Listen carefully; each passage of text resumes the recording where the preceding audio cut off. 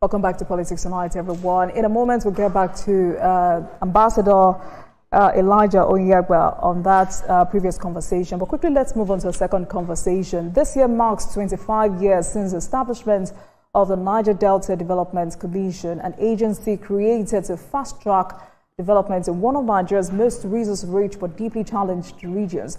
Over the years, the NDDC has faced praise, criticisms, reform efforts, and a growing demand for accountability. As the Commission marks this milestone, many are asking what has truly changed in the lives of the people of the Niger Delta. Where has the Commission succeeded and where has it fallen short? Joining us now is the Managing Director of the NDDC, Dr. Samuel Ogbuku, to reflect on the journey so far and what lies ahead. Good evening to you, Dr. Ogbuku. Thanks a lot for joining us on Politics Tonight. Can you hear me? Good evening to you.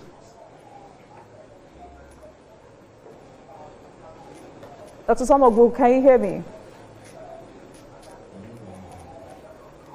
Right, if you can. Yeah, good evening, Jumoke. Congratulations to you on this milestone. I mean, 2 years down the line. Yeah, good evening, Jumoke. You assumed office. Can you hear me? I'm hearing you. All right, thank you. So, first, congratulations to you on this milestone. So, I said 2 years down the line, you assumed office at a point all eyes were on the leadership of the Commission for real impact in the lives of the people. I'm hearing you loud and clear. Yes, I'm speaking to you. Over the years, it's been stories upon stories, funds investments into the Commission. Can you hear me, Dr. Ogbuku? All right. So, I mean, over the years, it's been stories upon stories, funds invested into the Commission, but nothing to show for it. How would you describe the evolution of the NDDC from its inception in 2000 to this point in 2025?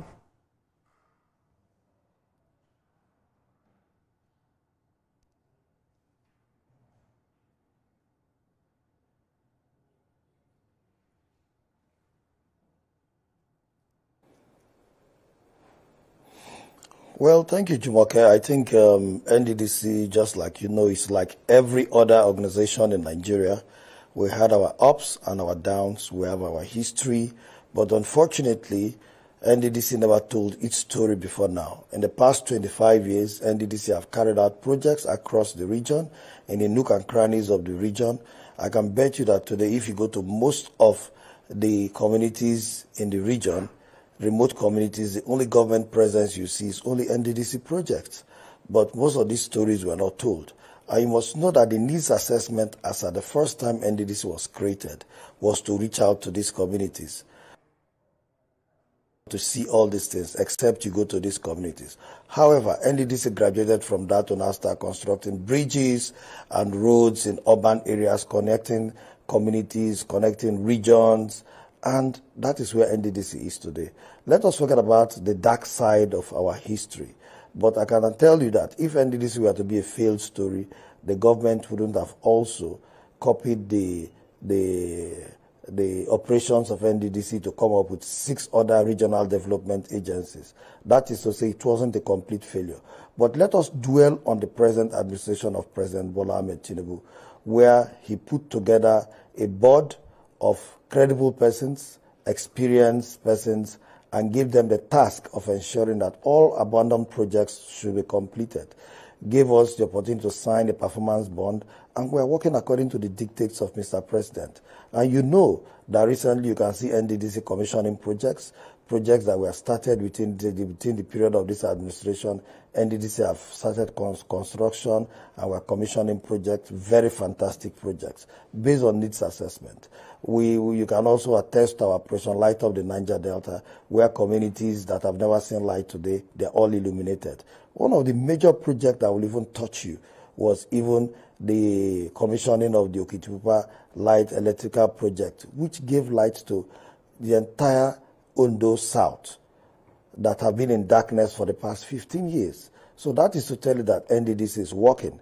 But right now, I can assure you that we have gone beyond that by trying to ensure that we create a structure that will bring about transparency, probity, and accountability in NDDC. We have engaged KPMG to design our corporate governance structure for us, and that KPMG has done. We'll soon be launching that document with the SOPs. That will help in also regulating us externally and internally.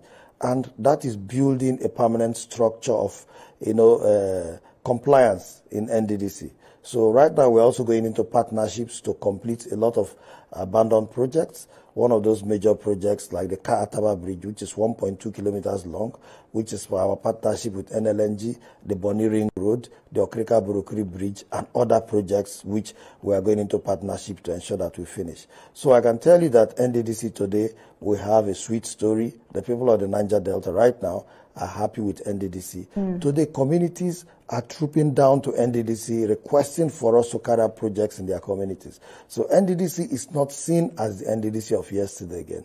So I want us to dwell, and I've always told the people of the Niger Delta to thank Mr. President for his concern for the Niger Delta and putting together a team that has been able to deliver on his promises. Right. Mr. MD, thank you for talking about this legacy project, and I'm very happy to hear about the Okitikpukwa Light project.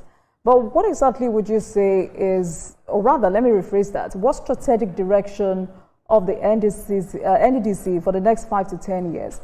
Is there a new master plan or developmental blueprint for the region under your leadership? There is a master plan for the NDDC that expired. We have been able to put together another new master plan with the then Ministry of Niger Delta, now Ministry of Regional Development. I think we worked together on that master plan so that it does not seem to be like an NDDC master plan. It is a Niger Delta master plan.